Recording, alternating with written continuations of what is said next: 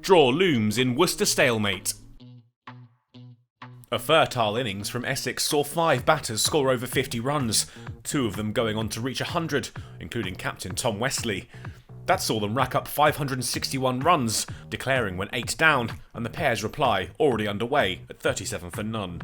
The opening pair of Mitchell and Libby picked up where they'd left off, 50 runs their first target. That was reached early in the session. Libby showed his intent. He came down to Harmer and sent him soaring over the boundary. The hosts start off to a flyer, almost 100 runs on the board after a little more than an hour.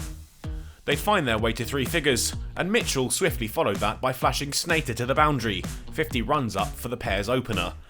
But the Nelson would strike, all ones on the board, when Harmer found turn to remove Libby for 41. Mitchell wouldn't be far behind. 2 wickets in 45 minutes, pretty quick going for New Road this season, his innings brought to an end by Harmer for 67.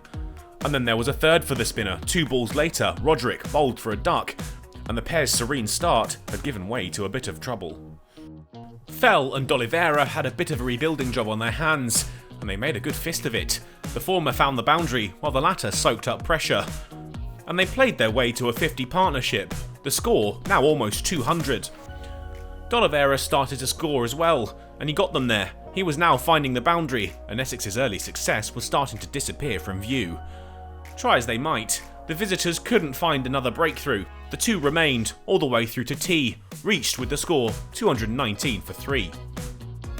Fell eased Harmer through the covers at the resumption to reach his half-century.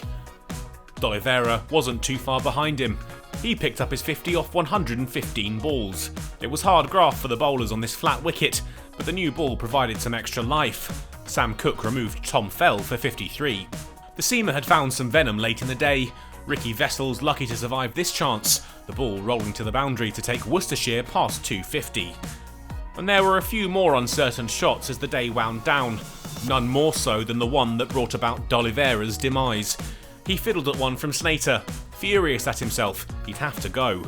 Vessels and Cock learnt from their erstwhile colleague's mistake and dug in, the score ticking towards 300 and then passing it as the day wore towards the close. They were resilient in the evening light, and when they did reach the close, the score was 302 for 5.